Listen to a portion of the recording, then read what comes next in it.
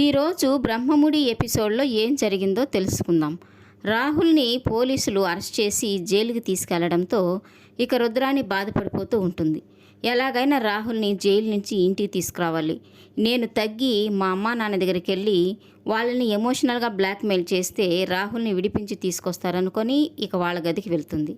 ఇక అక్కడికి వెళ్ళి ఏడుస్తున్నట్టుగా నటించి ఎలాగైనా రాహుల్ని ఇంటికి తీసుకురండమ్మా, ఏదో మోసం జరిగింది, రాహుల్ని ఇంటికి తీసుకొస్తే అన్ని నిజాలు బయటపడతాయి అని అడగడంతో ఇక వాళ్ళ నాన్న అయితే నేను ఎప్పటికీ ఆ పని చేయను, రాహుల్ని ఇంట్లోనే ఉంచి చదివించి పెద్ద చేసి నా మనవలతో సమానంగా చూశాను, కానీ రాహుల్కి అంత పెద్ద బాధ్యత అప్పగిస్తే ఏం చేశాడు, తనతో పాటు ఇంటి పరువును కూడా పోగొట్టాడు, ఎట్టి పరిస్థితుల్లోనూ నేను రాహుల్ని ఇంటికి తీసుకురాను అని తను చెప్పడంతో ఇక రుద్రాణి అయితే ఏడుస్తూ నాన్న ఎలాగైనా రాహుల్ని ఇంటికి తీసుకురండి నాన్న, నా ముఖం చూసైనా ఆ పని చేయండి అని అడుగుతూ ఉంటుంది.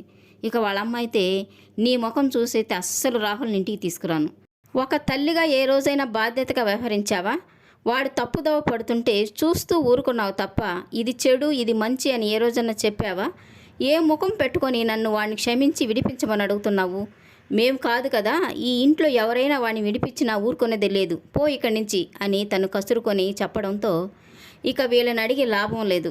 ఇక ఆ ఏడుపేదో రాజు దగ్గర ఏడిస్తే తనైనా కరిగి రాహుల్ని ఇంటికి తీసుకొస్తాడనుకొని ఇక నేరుగా రాజు దగ్గరికి వెళ్తుంది. ఇక రాజు ఒంటరిగా గార్డెన్లో ఉండడం చూసిన రుద్రాణి, రాజు వాళ్ళమ్మలాగా కఠినం కాదు, ఏదైనా చెప్తే వెంటనే కరిగిపోతాడు, ఎలాగైనా రాహుల్ని ఇంటికి తీసుకురమ్మని చెప్పాలి అని అనుకొని ఇక తన దగ్గరికి వెళ్ళి రాహుల్ ఏ తప్పు చేయలేదు రాజ్, అనవసరంగా పోలీసులు తనని అరెస్ట్ చేశారు, నువ్వు ఏదో ఒకటి చేసి తనని ఇంటికి తీసుకురా అని చెప్తూ ఉంటుంది. ఇక రాజ్ అయితే తను ఏ తప్పు చేయలేదని నువ్వు నమ్ముతున్నావా అత్త అని అనడంతో ఖచ్చితంగా నమ్ముతున్నాను రాజ్, తను ఏ తప్పు చేయలేదు, ఇది 100% నేను చెప్పగలను అని తను అంటూ ఉంటే అయితే ఇంకెందుకు భయపడుతున్నావు, కోర్టుకెళ్ళి సాక్ష్యం చెప్తే నిజమని నమ్మి వదిలేస్తారు కదా అని రాజ్ అనడంతో నా సాక్ష్యాన్ని ఎలా నమ్ముతారు రాజ్, నేను కన్న తల్లిని కదా, నేను ఏది చెప్పినా అబద్ధమే అని అనుకుంటారు అని తను అనడంతో మరి నేను వెళ్ళి చెప్తే కూడా అదే అనుకుంటారు కదా, నేను కూడా తనకి బంధువునే కదా అని తను అనడంతో అదంతా నాకు తెలియదు రాజ్, నువ్వేం చేస్తావో ఏమో నాకు తెలీదు, ఏ విధంగానైనా రాహుల్ని ఇంటికి తీసుకురా అని తను అనడంతో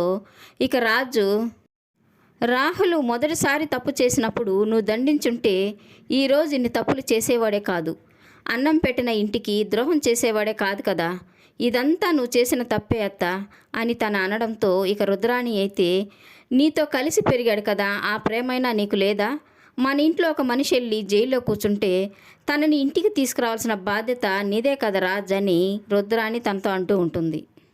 ఇక రాజ్ ఏమీ మాట్లాడకపోయేసరికి లాభం లేదు, చివరి అస్త్రాన్ని వదలాల్సిందే అని అనుకుని రాహుల్ని ఎలాగైనా ఇంటికి తీసుకురా రాజు, ఇక మీదట తను ఏ తప్పు చేయకుండా నేను చూసుకుంటాను కదా, కనీసం స్వప్న మొహం చూసైనా రాహుల్ని విడిపించి తీసుకురా అని తను అనడంతో ఇక రాజు ఆలోచిస్తూ ఉంటాడు. ఇక అంతలో అక్కడికి వచ్చిన అపర్ణ ఏంటి ఇంట్లో వేయాల్సిన అస్త్రాలన్నీ అయిపోయినాయా, ఇక నా కొడుకు దగ్గరికి వచ్చావు అని తను అనడంతో అందరూ నీలాగా కఠినంగా ఉండరు కదా వదినా అని రుద్రాణి అనడంతో అవును మరి నీ కొడుకు చేసిన నేరాన్ని నా కొడుకు మీద నెట్టి పోలీసులు తనని అరెస్ట్ చేసే వరకు నువ్వు తనని నిందిస్తూనే ఉన్నావు కదా, ఒక తప్పు చేసిన నేరస్తుణ్ణి విడిపించమని ఇప్పుడు ఏ ముఖం పెట్టుకుని నా కొడుకు తిరిగి వచ్చి అడుగుతున్నావు, మామయ్య గారు కంపెనీ బాధ్యతల నుంచి నా కొడుకుని తప్పించి నీ కొడుకుని ఆ ప్లేస్లో పెట్టినప్పుడు తనెంత బాధ్యతగా వ్యవహరించాలి, ఎంత నమ్మకంగా పనిచేయాలి, విశ్వాసం లేకుండా ఈ ఇంటికి ఇంత ద్రోహం చేస్తాడా,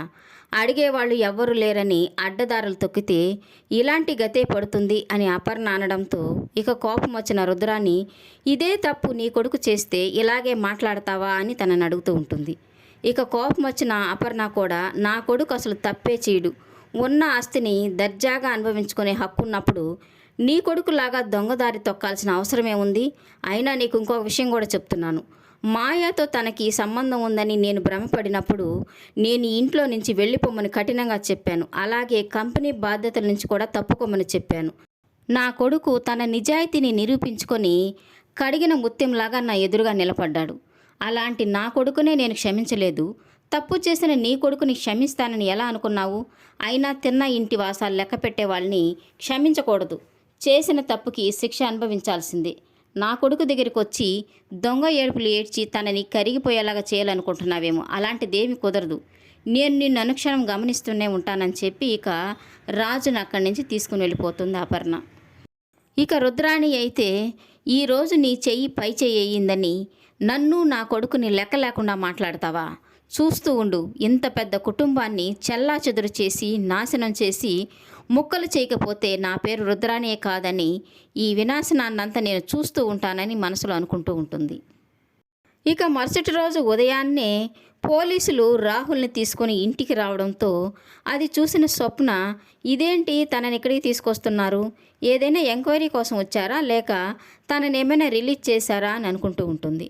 ఇక రాహుల్ని చూసిన రుద్రాణి అయితే, ఏమైంది రాహుల్ అని తనకి ఎదురు వెళ్ళి అడగడంతో, నేను ఏ తప్పు చేయలేదని నన్ను నిర్దోషిగా విడుదల చేశారు అని రాహుల్ చెప్పడంతో ఇక ఇంట్లో వాళ్ళందరూ ఆశ్చర్యపోతుంటారు. ఇక అపర్ణ అయితే, ఎంత డబ్బులకు అమ్ముడుపోయి తనని వదిలేశారు అని పోలీసులను అడగడంతో ఇక ఎస్ఐ అయితే, అలాంటిదేమీ లేదమ్మా, మీ కంపెనీ పేరుని యూజ్ చేసుకొని రాహుల్ పేరుని వాడుకొని బయట వాళ్ళు ఫ్రాడ్ చేస్తుంటే ట్రేస్ చేసి పట్టుకున్నాం. రాహుల్ది ఏ తప్పు లేదు, అందుకే తనని వదిలేస్తున్నాం. మాకు రాంగ్ ఇన్ఫర్మేషన్ రావడంతో మిమ్మల్ని ఇబ్బంది పెట్టాం, సారీ అని చెప్పి ఇక అక్కడి నుంచి వెళ్ళిపోతారు.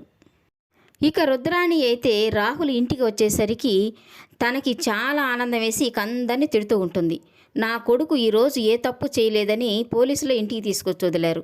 మీరంతా ఒక్కరైనా నా కొడుకుని నమ్మకుండా తను అక్కడే జైల్లో ఉండాలని అందరూ అనుకున్నారు. ఒక్కరు కూడా నాకు సహాయం చేయలేదని నోటికొచ్చినట్టు మాట్లాడుతూ ఉంటుంది. ఇక ఇదంతా చూస్తూ ఉన్న కావ్యకి కోపం వచ్చి, ఆపుతారా? మీ కొడుకేదో పెద్ద సత్యహరిశ్చంద్రులాగా ఏ తప్పు చేయనివాడలాగా మాట్లాడుతున్నారే. నిన్న దొరికిన సాక్ష్యాలు ఈరోజు ఎలా తారుమారైనాయి? నిజాలు బయటికి తీస్తే నీ కొడుకు భాగవతం అంతా బయటకు వస్తుంది. తీయమంటారా? ఆ నిజాలన్నీ బయటికి తవ్వమంటారా? అయినా ముందుంది ముసళ్ళ పండగ. అయినా ఇల్లెలకగానే పండగ కాదు, జైలు నుంచి విడుదలవగానే దోషి నిర్దోషి అయిపోడు. నిజాలు బయటకు వస్తే అప్పుడు మళ్ళీ పోయి జైల్లో కూర్చుంటాడు అని తను అనడంతో ఇక కోపం వచ్చిన రాజు తనని నోరు మూసుకో అని గట్టిగా అరుస్తూ ఉంటాడు. ఇక రాజు ఇంట్లో అందరితో చెప్తూ ఉంటాడు, కళ్యాణ్ పుట్టినరోజు కాబట్టి ఎప్పటిలాగే తన పేరు మీద గుడిలో అభిషేకం చేయించి అన్నదానానికి ఏర్పాట్లు పూర్తి చేశాను అని తను చెప్పడంతో ఇక వాళ్ళ నానమ్మ కూడా సరే అందరం కలిసి వెళ్దామని చెప్తూ ఉంటుంది. ఇక అపర్ణ అయితే, నేను రాలేనత్తయ్య, నాకు ఆరోగ్యం సరిగా లేదు, నేను ఇంట్లోనే ఉంటాను అని తను చెప్పడంతో ఇక తను ఒంటరిగా ఉంటే తనని చూసుకోవడానికి కావ్య నేను కూడా తనతో ఇంట్లోనే ఉంటానని అందరికీ చెప్తూ ఉంటుంది. ఇక రాహుల్ వాళ్ళ అమ్మతో చెప్తూ ఉంటాడు, అపర్ణ అత్తయ్య ఒక్కటే ఇంట్లో ఉంది, తనకి ఏదైనా అయితే కావ్య మెడకే చుట్టుకుంటుంది అని తను చెప్పడంతో ఇక అర్థం కాని రుద్రాన్ని కావ్య మెడకి చుట్టుకోవడం ఏంటి అని, ఏమవుతుంది అపర్ణ వదినికి అని తను అడగడంతో, అపర్ణ వదిన చనిపోతే అది కావ్య మెడకే చుట్టుకుంటుంది కదా అని రాహుల్ రుద్రాణితో చెప్తూ ఉంటాడు. ఇక రాహుల్ అపర్ణని చంపడానికి ఎలాంటి ప్లాన్లు వేస్తాడు, కావ్య అపర్ణని ఎలా కాపాడుకుంటుంది అనేది జరగబోయే ఎపిసోడ్లో తెలుసుకుందాం. ఈ వీడియో నచ్చినట్లయితే లైక్ చేయండి, సబ్స్క్రైబ్ చేయండి. ఈ సీరియల్పై మీ అభిప్రాయాన్ని కామెంట్ సెక్షన్లో మెన్షన్ చేయండి. Thank you for watching.